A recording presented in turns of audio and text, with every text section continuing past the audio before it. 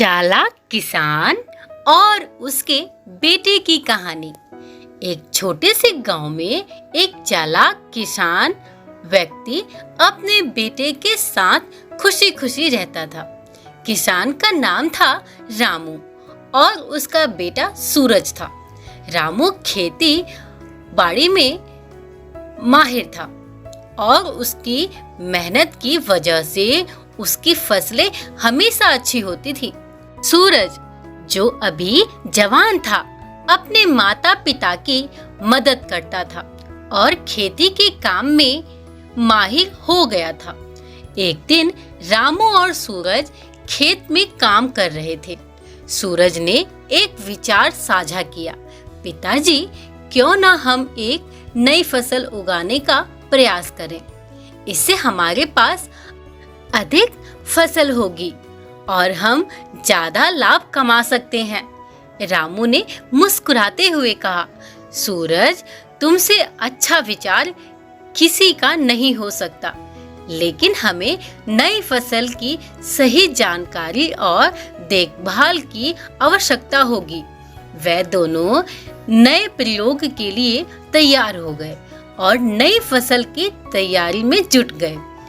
कई महीनों की मेहनत और ध्यान देने के बाद फसल काफी अच्छी हो गई, परंतु खेत में काम करते समय रामू को एक अजीब घटना का सामना करना पड़ा।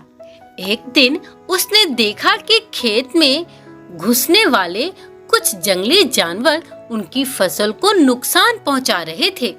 रामू ने सूरज से कहा, हमारी फसल सुरक्षित करने के लिए हमें एक योजना बनानी होगी पिताजी। यदि हम इसे ठीक से ना बचा सके तो हमारी मेहनत व्यर्थ हो जाएगी।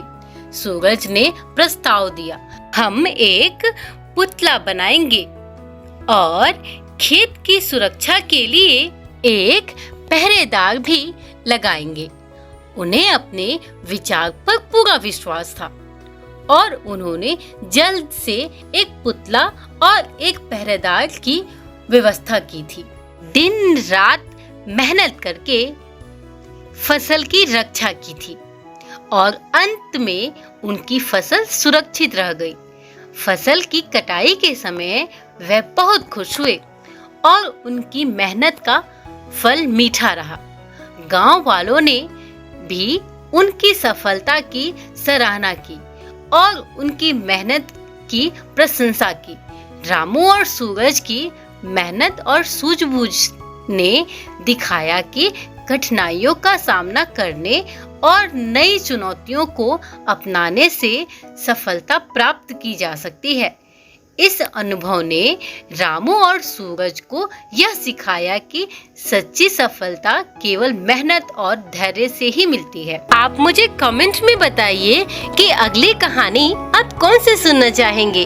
अगर आपको यह वीडियो अच्छी लगी हो, प्लीज लाइक, शेयर, सब्सक्राइब कीजिए।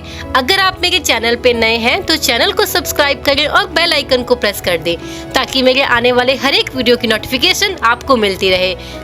देखने के लिए बहुत बहुत धन्यवाद। फिर मिलते हैं नए वीडियो के साथ में, तब तक के लिए बाय बाय।